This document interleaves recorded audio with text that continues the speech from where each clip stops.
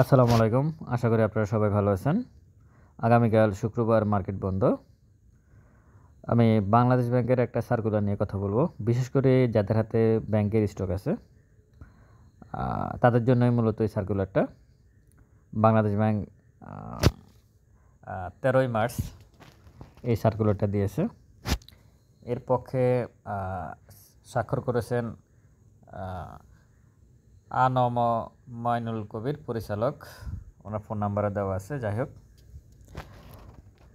একটু বিস্তারিত যদি বলি যে আমরা যে ব্যাংকের ডিভিডেন্ডটা পাই, এই ব্যাংকের ডিভিডেন্ড কিন্তু অনুমোদন করতে হয় বাংলাদেশ ব্যাংক থেকে। অন্যান্য আ অনুমোদনটা অন্যান্য স্টকগুলা মানে ইন্স্যুরেন্স বলেন অথবা বিভিন্ন ফুড অ্যান্ড অ্যালায়েন্স বা আ ট্যানারি, হুম? সিমেন্ট, টেক্সটাইল এদের অনুমোদনটা হয় বাংলাদেশ সিকিউরিটি এক্সচেঞ্জ কমিশন থেকে। কিন্তু কোনো ব্যাংক যখন ডিভিডেন্ড দেয় সেটার অনুমোদনটা হয় কিন্তু বাংলাদেশ ব্যাংক থেকে। বাংলাদেশ ব্যাংক থেকে অনুমোদন নিতে হয়। বাংলাদেশ ব্যাংক যদি অনুমোদন না দেয় তাহলে কিন্তু কারণ ব্যাংক মূলত বাংলাদেশ ব্যাংকের আন্ডারে। প্রতিটা ব্যাংকই বাংলাদেশ ব্যাংকের আন্ডারে। তো এই কারণে বাংলাদেশ ব্যাংক আজকে তো ১৩ তারিখ নাকি? এই সার্কুলারটা দিল। তো এখানে মূল বিষয়টা হচ্ছে অনেকগুলা কথাই তারা বলছে। তবে আমাদের জন্য যেটা গুরুত্বপূর্ণ যাদের হাতে ব্যাংকের শেয়ার আছে সেটা হচ্ছে এখানে ২ নাম্বার প্যারাতে লেখা আছে যে কেবলমাত্র বিবেচ্য পুঞ্জিকে বর্ষের মুনাফা হতে নগদ লভ্যাংশ প্রদান করা যাবে। পূর্বের পুঞ্জীভূত মুনাফা হতে কোনো নগদ আ লভ্যাংশ বিতরণ করা যাবে না। আর ৩ নাম্বার হচ্ছে সিআরআর এবং এসএলআর গঠিতজনিত আরোপিত দণ্ড, সুদ এবং জরিমানা অনাদায়ী থাকা যাবে না। প্রথমটাই হচ্ছে সবচেয়ে বেশি ইম্পর্টেন্ট। মানে ব্যাংকগুলাতে অনেক সময় হয় কি বিগত বছরের তাদের কাছে রিজার্ভ থাকে। তো সেখান থেকে তারা ডিভিডেন্ড পে আউট করে। হয়তো দেখা গেছে বর্তমান ইয়ারে মানে যেমন ২৪ সালে হয়তো তাদের অনেক ব্যাংকের কাছে হয়তো টাকা না থাকতেও পারে। ২৩ সালে দেখা গেছে যে তাদের কাছে রিজার্ভ ছিল। সেখান থেকে তারা ডিভিডেন্ড ঘোষণা করছে। কিন্তু এবার সেটা করা যাবে না। এবার করতে হবে যে ২৪ সালের এই যে ডিসেম্বরে এখন তো ব্যাংকগুলোর ডিভিডেন্ড ডিক্লেয়ার আসবে। অলরেডি ২-১টা ব্যাংক ডিভিডেন্ড ডিক্লেয়ার করেও দিয়েছে। তো ২৪ সালে এখন ব্যাংকগুলোকে মূলত এবছর যে ইনকামটা হয়েছে তার উপরে ডিভিডেন্ড দিতে হবে। তো এই ক্ষেত্রে যে ব্যাংকগুলার ইপিএস এবং নেট অপারেটিং ক্যাশ ফ্লোটা পজিটিভ আছে, তারা ভালো ডিভিডেন্ড দিতে পারবে। অলরেডি দিচ্ছে। তো সেদিক বিবেচনা করে আপনাদের হাতে যে স্টকগুলো আছে ব্যাংকের, কিছু স্টকের কিন্তু net operating cash flow negative এবং তাদের ইপিএসও নেগেটিভ আছে কিন্তু। অনেকগুলা ইসলামী গণনার ব্যাংক আছে যাদের ইপিএস এবং নেট অপারেটিং ক্যাশ ফ্লো কিন্তু নেগেটিভ আছে। তো ওই ব্যাংকগুলো থেকে আপনারা খুব বেশি ডিভিডেন্ডের আশা করবেন না। মূলত যেসব স্টকগুলো ইপিএস এবং নেট অপারেটিং ক্যাশ ফ্লো খুবই পজিটিভ আছে, ভালো কয়েকটা ব্যাংক, তারাই মূলত আপনাকে ডিভিডেন্ড দেবে এবং ভালো ডিভিডেন্ড দেবে। তো এই কারণে বাংলাদেশ ব্যাংক যেহেতু এখন ডিভিডেন্ডের ঘোষণা আসছে, বাংলাদেশ ব্যাংক আরও কিছু আইনের তাদের ব্যাখ্যা আছে, তারা ওইগুলো দিয়েছে। এখানে অনেকগুলো কথা তারা বলছে।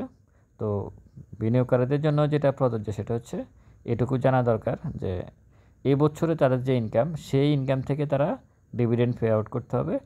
বিগত বছরের যে ইনকাম সেখান থেকে তারা কোনো ডিভিডেন্ড দিতে পারবে না। এটা করার অন্যতম একটা কারণ হচ্ছে অনেকগুলা ব্যাংকের তারল্য সংকট চলমান। মানে আপনি ব্যাংকে যাচ্ছেন, ব্যাংক আপনাকে টাকা দিতে পারতেছে না, কারণ তাদের কাছে ক্যাশ নাই। সব ব্যাংকেরই অবস্থা না, ইসলামী গণনার ব্যাংকগুলোর। এই কারণেই মূলত বাংলাদেশ ব্যাংক এই বিষয়টা করছে, এই নিয়মটা করছে আর কি। তো সব দিক বিবেচনা করে আমি মনে করি এটা ভালো। বিশেষ করে ভালো ব্যাংকের সাথে যারা আছেন তাদের জন্য এটা ভালো। আপনারা ভালো ডিভিডেন্ড পাবেন এবং আশা করি এই ডিভিডেন্ডকে কেন্দ্র করে আপনার হাতে থাকা ব্যাংকের যে স্টকগুলো আছে এগুলার প্রাইস কিছুটা মুভমেন্ট হতে পারে। আসলে ব্যাংকের শেয়ার অনেকেই বলতেছেন ব্যাংকের শেয়ারের প্রাইস বাড়তেছে না। যারা ভালো ডিভিডেন্ড দেয় তাদের কিন্তু প্রাইস কিন্তু অলরেডি ৮-১০% কিন্তু বেড়ে গেছে। আপনারা দেখবেন ১টা-২টা ব্যাংক এখনও আসলে নিচে পড়ে আছে, ২-১টা ব্যাংক। কিন্তু বাকিগুলার যারা ভালো ডিভিডেন্ড দেয় তাদের প্রাইস কিন্তু অলরেডি ৮-১০% বেড়ে গেছে কিন্তু, এবং আগামী দিনে ডিভিডেন্ডকে কেন্দ্র করে বাড়তে পারে। যেমন 19-এর অধীনে যে ডিভিডেন্ড ঘোষণা করবে সেটাকে কেন্দ্র করে বাড়তে পারে, রেকর্ড ডেটের আগে মানে সেটাকে কেন্দ্র করে বাড়তে পারে। এখনও ব্যাংকের স্টক, ব্যাংক, ফিন্যান্স এবং ইন্স্যুরেন্সের স্টক বাড়ার জন্য এখনও 2টা মানে সময় আছে। একটা হচ্ছে অনেক সময় ডিভিডেন্ড ঘোষণা করলে পরের দিনে কিন্তু একটা স্টক হল্টেড হয়ে যায় ভালো ডিভিডেন্ড দিলে, এটাকে কেন্দ্র করে বাড়ে। আবার ডিভিডেন্ড ঘোষণা করছে বাড়ে নাই, রেকর্ড ডেটের আগে দেখা গেছে ওই 15-20 দিন বা 1 মাস যে সময় থাকে ওই সময়ে প্রাইসগুলো আপ হয়। কোনো স্টকে আসলে বসে থাকে না, সে তার জায়গা থেকে প্রাইস আপ করেই করে। সমস্যা হচ্ছে আমাদের, আমরা নিজেরাই, স্টক কিন্তু বসে থাকে না, সে সময় অনুযায়ী তার প্রাইস আপ করে, কিন্তু আমরা স্টক নিয়ে বসে থাকতে পারি না। এটা বাড়তেছে না, ঠিক আছে, এটা ছেড়ে দিয়ে অন্য আরেকটাতে যাই, এটা বাড়তেছে না, ওটা ছেড়ে দিয়ে আরেকটাতে যায়। দিন শেষে আসলে খুব বেশি ফলাফল পাওয়া যায় না, লুজারে হইতে হয়। বেশিরভাগ ক্ষেত্রে লুজার এই কারণে হয়, বিনিয়োগকারীরা একটা ভালো স্টক নিয়ে বসে থাকতে পারে না। শুধু ওই যে গত 2 মাস 2.5 মাস ধরে যে স্টকগুলোর প্রাইস বাড়তেছে এগুলোতে এন্ট্রি নেওয়ার চেষ্টা করতেছে অনেকে। এটা ভুল, এটা ভুল। আমি এই কথাগুলো বলতেছি, আমার এখানে হাজার হাজার লোক এই ভিডিওটা শুনতেছে, নিশ্চয়ই আমার এই কথাগুলার মানে যুক্তিসঙ্গত মানে যুক্তিসঙ্গত বিষয় আছে বিদায় কিন্তু ভিডিওগুলো শুনতেছে, কিন্তু তা না হলে তো শুনতো না। আমি যে কথাগুলো বলতেছি এখানে তো মানে কোনো একটা কিন্তু আছে, তার কারণে তো কথাগুলো শুনতেছে। তো আমি আপনাদেরকে বলবো যে গত 1.5 মাস 2 মাস ধরে যে স্টকগুলো বাড়তেছে, আপনার হাতে থাকা ভালো একটা স্টক নিয়ে বসে আছেন, প্রাইস বাড়তেছে না, ওয়েট করতে হবে, ধৈর্য ধরতে হবে।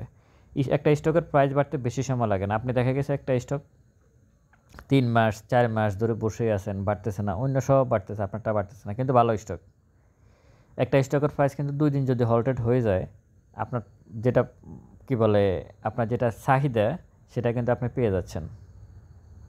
একটা স্টক যদি 3 দিন হল্টেড করে, 2 দিন, একটা স্টকের দাম খুব বেশি কিন্তু খুব মানে আস্তে আস্তে আস্তে বাড়ে না। ভালো স্টকের দাম ডিভিডেন্ডকে কেন্দ্র করে বা রেকর্ডকে কেন্দ্র করে 2-3টা দিন খুব দ্রুত টান দেয়, টান দিয়ে সে ওখানে থেকে যায়।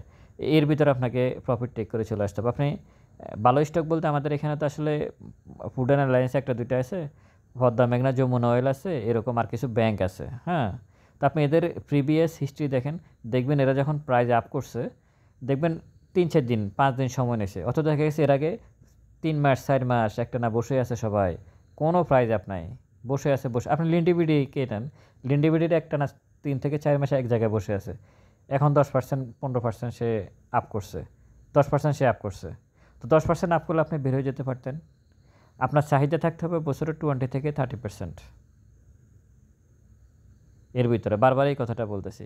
এর বাহিরে যদি আপনি চিন্তা করেন তাহলে মার্কেটে টাকা রেখে চলে যেতে হবে। তো যাই হোক, ব্যাংকের বিষয়ে আমার কথা হচ্ছে যে বাংলাদেশ ব্যাংকের এই সার্কুলারটা আসছে, এখানে প্রিভিয়াস যে মানে কারো কাছে যদি নগদ কী বলে টাকা থাকে, তারা ওই টাকা থেকে নগদ লভ্যাংশ দিতে পারবে না। শুধু এই বছর যাদের ইপিএস এবং নেট অপারেটিং ক্যাশ ফ্লোটা খুব ভালো, তারাই মূলত ভালো ভালো ডিভিডেন্ড দেবে। তো যারা ভালো ব্যাংকের সাথে ছিলেন তাদের জন্য এটা ভালো। আর যারা বিগত বছর ভালো ছিল কিন্তু এই বছর ভালো পারফর্ম করতে পারে নাই, তারা খুব বেশি ডিভিডেন্ডের আশা এখানে মানে ডিভিডেন্ড আশা করা যাবে না আর কি। এইটুকুই মূলত বাংলাদেশ ব্যাংক থেকে সার্কুলারটা করা হলো। ভালো থাকবেন সবাই, ভিডিওটা ভালো লাগলে শেয়ার করবেন। আসসালামু আলাইকুম।